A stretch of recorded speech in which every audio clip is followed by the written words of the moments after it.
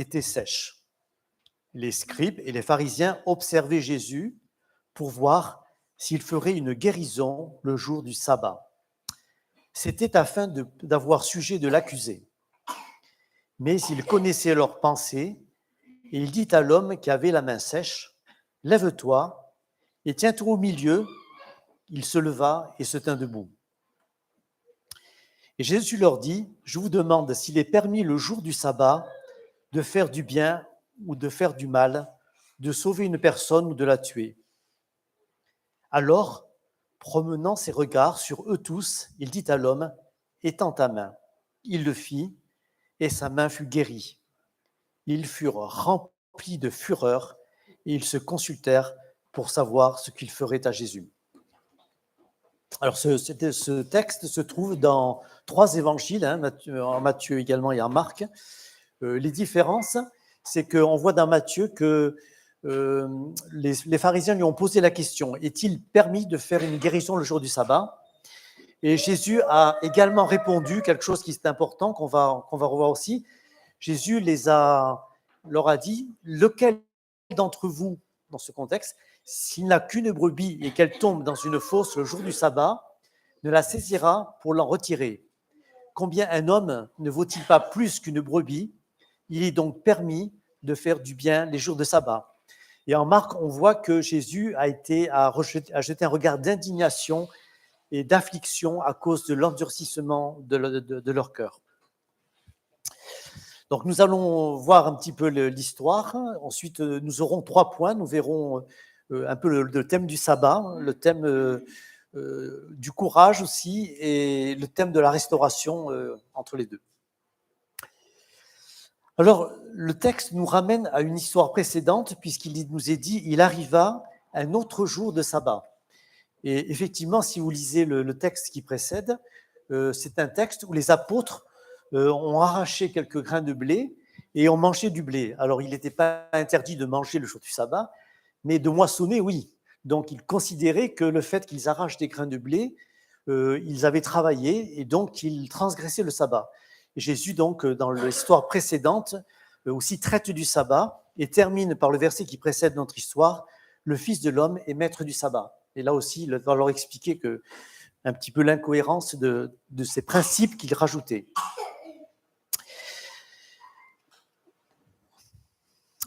Alors Jésus avait donc répondu. Donc la situation présente, nous sommes en pleine réunion de la synagogue, comme si on était en plein culte là. On laisse la parole à Jésus et puis il va mettre la personne au milieu. Nous avons tout le village qui est là. Nous avons les spécialistes de la Torah. Et dans cette assemblée, il y a un homme qui a une main droite sèche. Alors, il ne demande rien, cet homme, parce qu'il pouvait être exclu de la synagogue, ce qui avait de lourdes conséquences. C'était le jour du sabbat. Donc, il était là, il y avait une ambiance. Donc, on voit les pharisiens qui étaient à l'affût et qui avaient des pensées nauséabondes. Ils étaient là et même ils espéraient pouvoir tuer Jésus. On le voit dans d'autres textes. On a ce pauvre homme qui est là, qui ne dit rien. Un silence de l'assemblée. Ils ne répondent pas aux questions de Jésus. Et puis, donc, l'indignation du Seigneur et enfin la rage de ces hommes après cette guérison. Ils ne se réjouissent pas de cette guérison. Alors, certains commentaires ont souligné l'intelligence, l'adresse de Jésus dans cette histoire. Alors, d'une part, il a su désamorcer une tension présente avec l'histoire de la brebis. Il leur raconte cette histoire de la brebis. Si vous n'avez qu'une brebis et qu'elle tombe, est-ce que vous allez ne rien faire le jour du sabbat pour la sauver? Et il avait fait cela aussi avec la femme adultère en disant mais que celui qui n'a pas de péché lui jette la première pierre. Il avait trouvé un chemin quelque part pour un petit peu désamorcer, détendre la situation. Et Jésus a utilisé, comme avec la femme adultère, le silence après la question. Il a promené des regards indignés sur chacun. Donc, il a joué aussi sur la culpabilisation, ce qu'il avait d'ailleurs fait aussi avec la femme adultère. Donc, on voit combien Jésus, c'était quand même compliqué, mais qu'il savait gérer une situation qui était difficile. D'autre part, ça a été souligné sur le plan de son adresse et de son intelligence, il ne fait rien pour la guérison de cet homme, aucun geste de toucher. Parfois, il touchait, ou il imposait les mains, ou il faisait quelque chose. Là, il ne fait rien. l'homme est debout et, au milieu, et il lui dit, donc, il avait le droit de parler, Jésus avait le droit de parler, et il ne fait rien d'autre, et étend ta main, c'était pas interdit d'étendre sa main le jour du sabbat. Donc, en fait, dans cette histoire, il est adroit dans le sens qu'il est difficile pour les pharisiens et les scribes, même s'il y a eu guérison, de l'arrêter, ni même de s'en prendre à cet homme pour l'exclure de la synagogue. Donc cet homme a commencé ce geste, on l'a vu, et le voilà qu'il est guéri en toute simplicité. Alors on va parler un petit peu du sabbat, c'est intéressant parce que c'est un des thèmes quand même du texte. Et donc le sabbat signifie repos, et on est un peu dans ce thème ce matin, du repos. Le repos qui est dans le sabbat la cessation du travail, et qui vient d'un verbe hébreu, shavat, qui veut dire cesser. Donc c'était cesser le travail. Et l'origine du sabbat nous vient déjà de la Genèse, hein, puisque Dieu se reposa le 7e jour, il le bénit et le sanctifia. Mais la première mention de son institution dans l'alliance avec Israël, ça va devenir un élément de l'alliance, se situe donc en Exode 16, 23 à 30. Et vous savez que le sabbat est devenu le 4e commandement des 10 commandements. Le 7e jour est le jour du repos de l'Éternel, ton Dieu. Tu ne feras aucun ouvrage. Cela nous est dit en Exode 20, 8 à 11. Alors, ce qui s'est passé avec le sabbat, dans la Bible, il y a des règles sur le sabbat qui sont intéressantes, mais qui sont très sobres. Il n'y a pas grand-chose de dit sur ce qu'il faut faire ou pas faire. Mais après le retour de l'exil, vous savez qu'ils ont été en exil à Babylone, ils sont revenus 70 ans après, donc environ 500 ans avant Jésus-Christ. Il y a eu, de la part des gens, ceux qui allaient devenir les pharisiens après, il y a eu des ajouts considérables pour préciser toutes sortes d'éléments de la loi. Et donc les pharisiens et ceux qui étaient avant eux ont ajouté beaucoup de règles concernant le sabbat. Alors par exemple, l'Écriture mentionnait qu'on ne devait pas voyager le jour du sabbat. C'est tout. Mais ils se sont dit, les scribes, c'est pas assez précis. Donc, ils ont établi une règle, une distance autorisée qu'on appelait un chemin de sabbat d'environ 1 kilomètre. C'était 6 stades qui correspondent à 1100 mètres.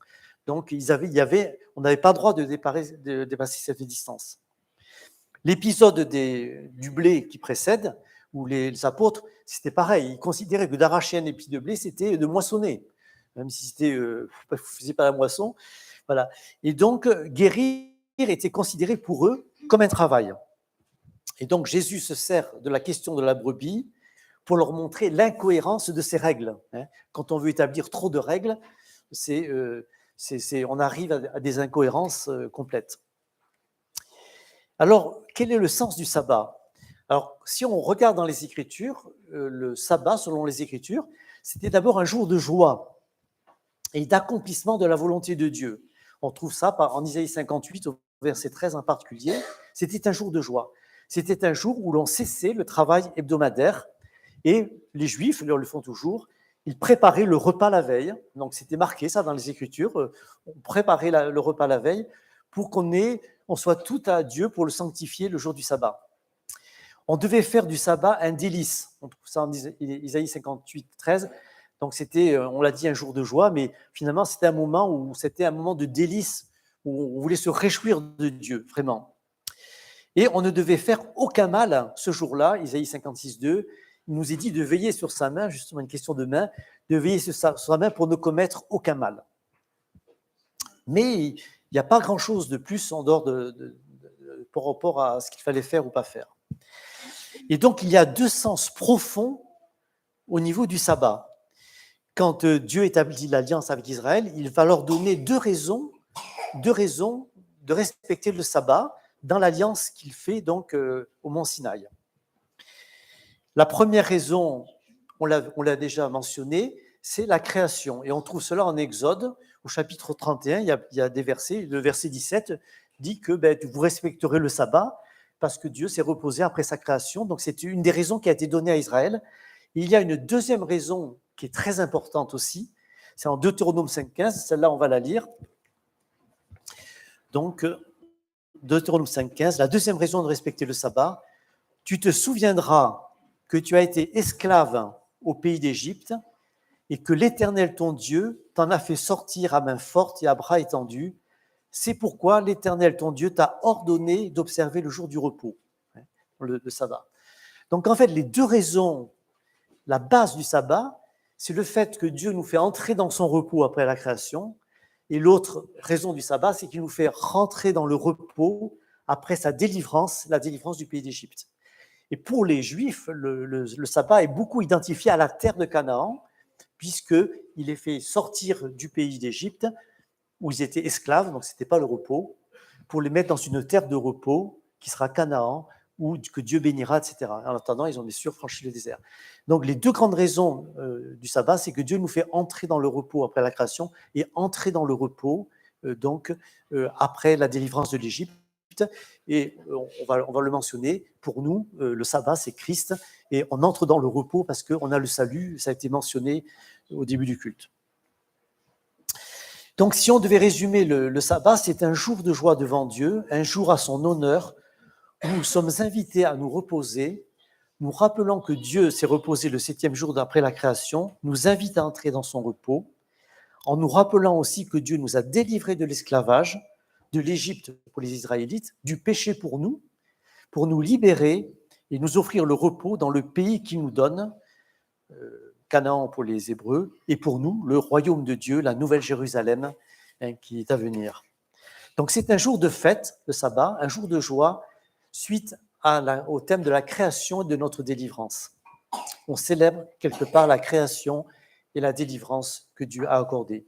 Il y a un verset dans Colossiens 1,13 qui nous fait penser à l'Exode, où il nous est dit « Jésus nous a délivrés de la puissance des ténèbres, comme l'Égypte, et nous a transportés dans le royaume du Fils de son amour. » Voilà. Et nous sommes un peu dans le désert en attendant d'être pleinement dans ce royaume. Voilà. Alors pourquoi nous sommes dans le repos ?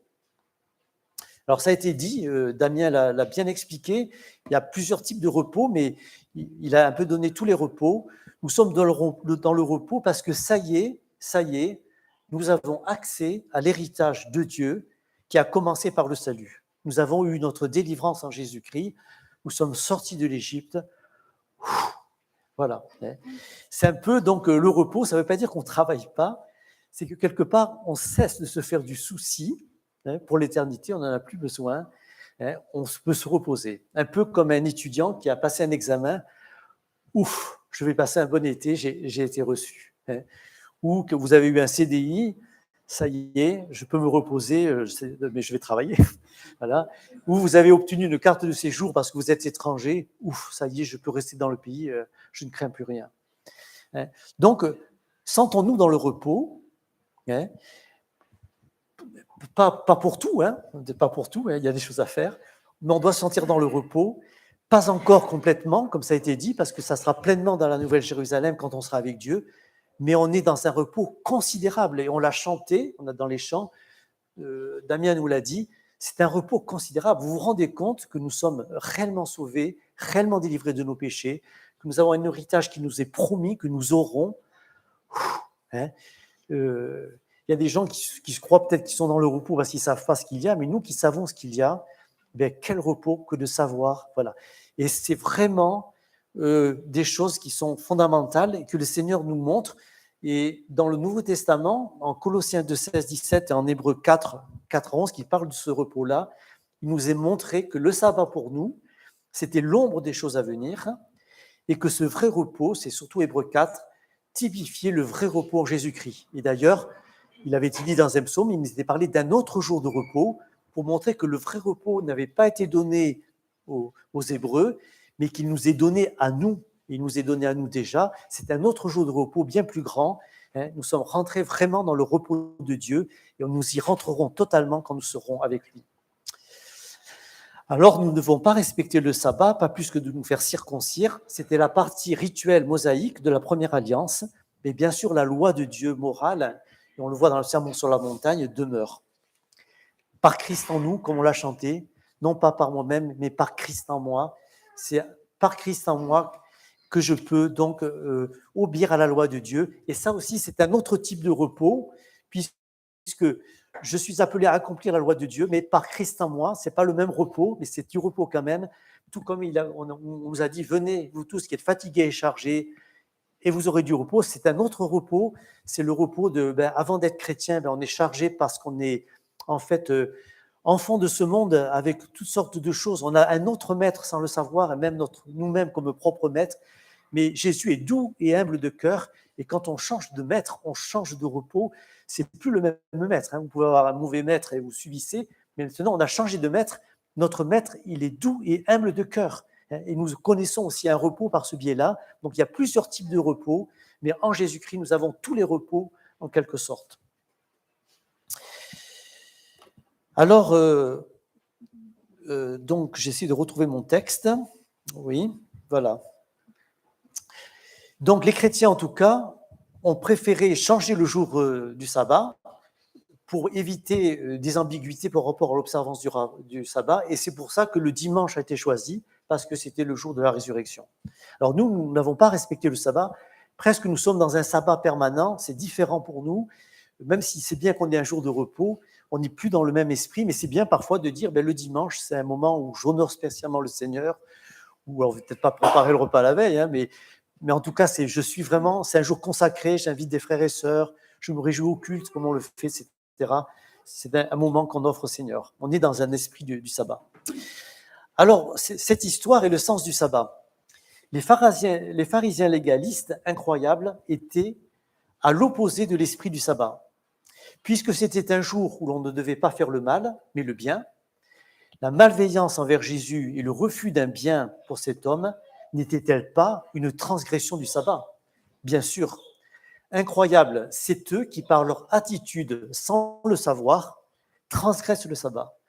Et Jésus, lui, au contraire, il était dans l'esprit du sabbat, tel qu'on le voit dans l'Écriture, puisque délivrer cet homme et recréer sa main, il est dans les deux thèmes du sabbat, de la création et de la délivrance.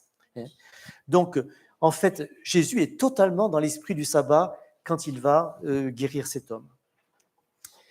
Ne ressemblons pas aux pharisiens. Nous savons qu'en Matthieu 16, 6, Jésus a dit à ses disciples de se garder du levain des pharisiens. Donc nous-mêmes, chrétiens, nous pouvons réagir à la pharisienne et nous devons nous garder de ce levain. Un levain qui est un levain d'hypocrisie, un levain de règles à respecter, de joug à porter, de dureté, de méchanceté au bout du compte. Tout ce que nous faisons dans l'Église pour le Seigneur et hors de l'Église, nous devons le faire de bon cœur pour le Seigneur, dans la grâce, dans un esprit de grâce. Et toutes nos exhortations aussi doivent être dans la grâce. Éphésiens 4, 29, qu'il ne sorte de votre bouche aucune parole mauvaise, mais s'il y a lieu, quelques bonnes paroles qui servent à l'édification et communiquent une grâce à ceux qui l'entendent. Alors, comme application, on n'est pas encore arrivé à la conclusion, mais les applications de ce premier point, nous sommes appelés, comme Jésus, à être intelligents, parfois quand on a de l'opposition, et à faire le bien et à sauver. Nous sommes appelés, tout comme on le voit avec Jésus, à une vraie spiritualité, non pas faite de savoir, comme les pharisiens, ils savaient les choses, ils savaient des choses justes, mais la vraie spiritualité, c'est une mise en application, c'est une rencontre, c'est une connaissance de la personne de Christ. Ce ne sont pas des connaissances intellectuelles, même si elles sont là, c'est totalement autre chose. Nous sommes appelés à une vraie spiritualité, et ce texte nous incite à une vraie spiritualité. Les pharisiens étaient dans une fausse spiritualité. Jésus est libre, il est libre. C'est pour la liberté que Christ nous a affranchis. Il est bienveillant, intelligent et juste. Et nous sommes appelés, en vivant de sa vie, par Christ en nous, par son esprit en nous, à lui ressembler et agir comme lui. Nous sommes ses disciples. Nous devons servir dans l'incroyable liberté que nous avons en Christ pour accomplir le bien et la volonté de Dieu. C'est l'esprit du sabbat. Alors, si on conclut sur le sabbat, sur ce premier point, Jésus est notre sabbat, car Jésus, par son sacrifice et sa résurrection, nous a fait entrer dans un sabbat nouveau, puisqu'il y a une nouvelle création. En Christ, je suis une nouvelle créature, 2 Corinthiens 5, 17, et il y a eu une nouvelle délivrance, non pas de l'Égypte, mais de nos péchés, pour nous introduire dans le royaume de Dieu qui vient, et le grand sabbat nous attend un jour dans l'éternité. Alors voyons cette main sèche. Alors vous avez remarqué qu'il nous est dit que c'était la main droite. Ça aurait pu ne pas être dit, mais il nous est dit que c'est la main droite. Et cette main sèche côté droit nous parle de la sécheresse spirituelle de ces pharisiens. C'est une des applications. Ils sont sans vie dans leur cœur, desséchés dans leur rigidité. Cette main sèche est une image juste de l'état de la religion juive de l'époque. La main droite est le symbole de l'action au service de la volonté de Dieu. Et on le trouve dans plein de textes de l'Écriture. Je vous cite 3 choses. Dans l'Écriture, la main droite servait à la bénédiction de l'aîné, en Genèse 48. Lors du rite de la consécration du souverain sacrificateur, celui-ci était marqué par le sang sur l'oreille droite, le pouce droit et le gros orteil droit, Lévitique 8, 23. Et le roi Messie, psaume 110, 1, était invité à siéger à la droite de Dieu. La main droite, c'est le symbole de l'action par rapport à la volonté de Dieu. Nous pouvons reconnaître dans cet homme à la main sèche 2 applications principales. Une au quotidien, tous les jours, quelque part ce texte peut nous parler. Quand nous péchons, nous asséchons notre relation avec le Seigneur et nous avons besoin d'un contact journalier avec le Seigneur pour nous purifier. C'est 1 Jean 1,9, si nous péchons, il est fidèle et juste pour nous purifier, etc. Il faut tendre la main, il faut confesser son péché. Et tous les jours, nous sommes restaurés, nous vivons une restauration à ce niveau-là. Donc, au quotidien, nous pouvons vivre ça. Seigneur, je me suis asséché pour telle et telle raison dans ma journée. Donc, étends ta main, c'est sois conscient de ta faiblesse, fais ta part de confesser à Dieu tes péchés, d'apporter tes fardeaux, et le Seigneur te restaurera, te permettra de demeurer en lui dans la lumière. D'autre part, ce texte aussi peut nous parler de façon ponctuelle, particulière, au sujet d'une situation que nous connaissons depuis un certain temps, où la vitalité semble s'être tarie, où il y a une paralysie, où il y a une sécheresse qui est plus ou moins intense dans ma vie, qui s'est installée. Alors peut-être, ça peut être mon engagement qui est en pause, ça peut être ma relation avec Dieu qui traverse une période aride, ça peut nous arriver, ou un péché a pris racine également dans ma vie, et bien sûr, ça entraîne une sécheresse. Dans ces moments-là, nous pourrions ressentir le besoin de libération à nouveau ou de restauration. On a dit que le repos, parfois, Damien dit qu'on se rechargeait de nouveau. Et c'est vrai qu'on peut avoir besoin de nouveau de vivre quelque chose du sabbat, de retrouver ce repos qu'on a perdu, de rechercher la restauration que le Seigneur nous veut nous donner, de nous libérer, de nous restaurer dans un domaine précis. Étends ta main signifie que tu as un rôle à jouer, que nous avons un rôle à jouer. Dieu ne souhaite pas que nous soyons passifs. L'homme étend sa main dans l'histoire. Le principe de la foi exige toujours une action, une obéissance active et la mise en œuvre de notre volonté. Il ne suffit pas d'être dans le regret de nos faiblesses ou même de prier seulement. Il faut que l'action est essentielle. Étends ta main, il étendit sa main. Il n'aurait pas fait, il n'aurait pas été guéri. Lorsque les choses sont complexes également, n'hésitons pas à nous tourner vers un frère ou une sœur de confiance. On a vu que Michel a bénéficié de l'aide des frères et sœurs dans sa retraite. N'hésitons pas, le Seigneur nous a donné aussi comme ressources nos frères et sœurs. Et parfois, dans des situations de sécheresse, nous pouvons avoir besoin d'écouter, de parler avec un frère, de prier avec lui, d'écouter des paroles inspirées de sa part qui pourraient nous être données, comme Michel, qui avait l'impression que c'était le Seigneur qui lui disait les choses. 3e point, le besoin de courage. Dans ce texte, il est vraiment question de courage, parce que c'était compliqué. C'était plus simple pour Jésus de se dire, bon allez, aujourd'hui il y a des embêtements, la guérison, on ne la fait pas le jour du sabbat, peut-être que je reviendrai la semaine prochaine, ou demain je reviendrai, je vais prendre son adresse, je vais aller voir chez lui. Jésus, il affronte les choses. Il avait de quoi avoir peur. On voulait le tuer sans arrêt. Et il savait que ça ne viendrait que dans le temps de Dieu. Et il savait jusqu'où il pouvait aller dans les pièges, les harcèlements, les menaces permanentes des religieux. Mais leur menace ne l'a pas empêché de faire l'œuvre de Dieu. Et ça doit nous encourager. Parfois, on rencontre des obstacles. Parfois, on peut même rencontrer des obstacles dans l'œuvre de Dieu.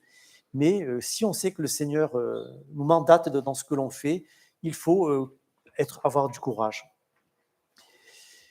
Cet homme aussi a eu du courage parce qu'il devait craindre ces religieux qui pouvaient l'exclure de la synagogue. On le voit à l'histoire de l'aveugle, il avait peur d'être exclu, ou les parents avaient peur de l'aveugle, d'être exclu de la synagogue. C'était des sanctions qui pouvaient arriver sur lui. Donc cet homme, il avait de quoi avoir peur. Il aurait pu renoncer même à sa guérison. Hein. Il n'avait rien dit, mais voilà, Jésus l'a mis au centre. Et du coup, du moment que Jésus le met au centre, il est encouragé, il va lui-même affronter finalement ces pharisiens, dans le sens qu'il va faire ce que Jésus lui dit. Cela en valait la peine. Il a été motivé, il a oublié sa peur, hein, il a écouté la parole de Jésus et il a eu le courage donc d'étendre sa main. Et dans nos vies, nous avons besoin de beaucoup de courage. Alors déjà, dans la vie normale, séculière, comme on dit, il nous faut du courage pour affronter des difficultés parfois dans les familles, le travail au quotidien, des collègues difficiles, les soucis de la vie, notre passé ou notre futur, des problèmes de santé également. Il faut du courage sans cesse.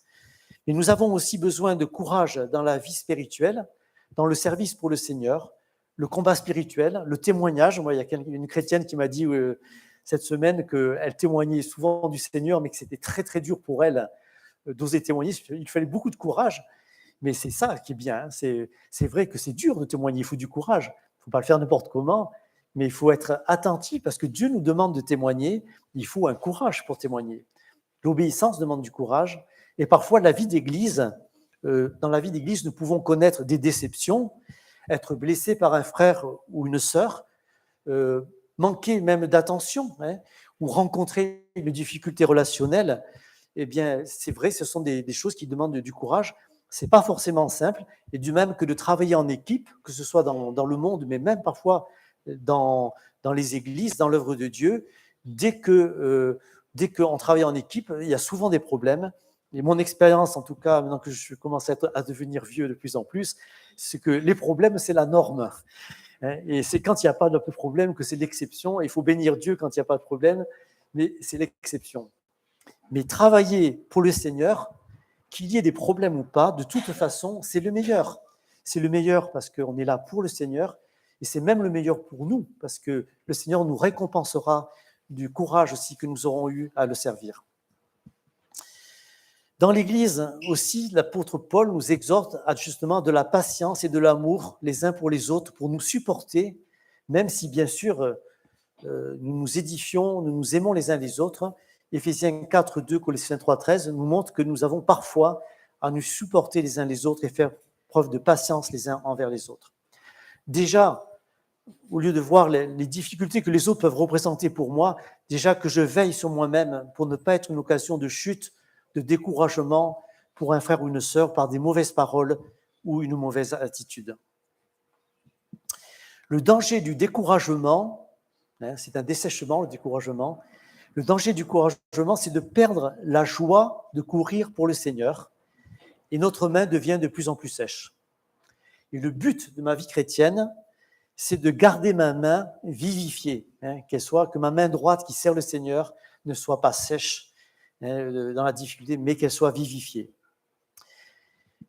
Paul est un exemple parce qu'il a eu des problèmes non seulement sans arrêt par la persécution ou avec les Juifs, ceux de sa nation, mais même dans les églises, quand on voyait toutes les difficultés qu'il avait, les problèmes qu'il avait à régler et même la contestation de son propre ministère, comme avec les Corinthiens, il était vraiment, il y avait de quoi en avoir ras-le-bol.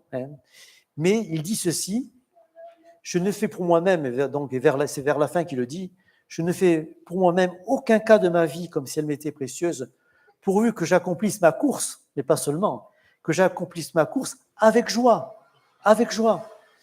Je vais finir d'accomplir ma course. Je dois que je continue d'accomplir ma course avec joie et le ministère que j'ai reçu du Seigneur d'annoncer la bonne nouvelle de la grâce de Dieu.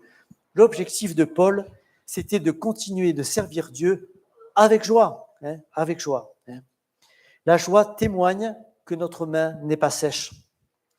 Soyez toujours joyeux, dit Paul en 1 Thessaloniciens 5,16, et 3 versets plus loin, il dit « N'éteignez pas l'esprit ». Autrement dit, ne vous desséchez pas, ne vous desséchez pas. restez dans la joie. La joie spirituelle est l'opposé de la sécheresse. Et vous avez bien vu dans ce texte combien les pharisiens étaient joyeux. Non, c'était des tristes personnages, des tristes personnes. Laissons le Seigneur nous ordonner de déplier notre main pour nous revivifier et ne craignons pas. Prenez courage, j'ai vaincu le monde, a dit Jésus, Jean 16, 13. Il leur fallait du courage aux disciples pour affronter tout ce qu'ils allaient affronter sans que le Seigneur soit là. En conclusion, avec le Seigneur à nos côtés et en moi, par Christ en moi, avec le Seigneur en moi, nous pouvons faire preuve de courage face aux défis de la vie quotidienne et du service pour Dieu, en trouvant notre repos en Christ. Et souvenez-vous que vous pouvez jouir du repos. C'est comme si on vous apprenait que vous avez été reçu un examen, vous avez le royaume de Dieu, vous êtes sauvés. En trouvant notre repos en Christ aussi concrètement, et en vivant des restaurations, comme cet homme, nous vivons des restaurations sans cesse par lui, que lui seul peut offrir pour nous. Vivons des restaurations du Seigneur. Et si ce matin vous avez besoin d'une restauration, c'est auprès du Seigneur qu'il faut la trouver. Amen.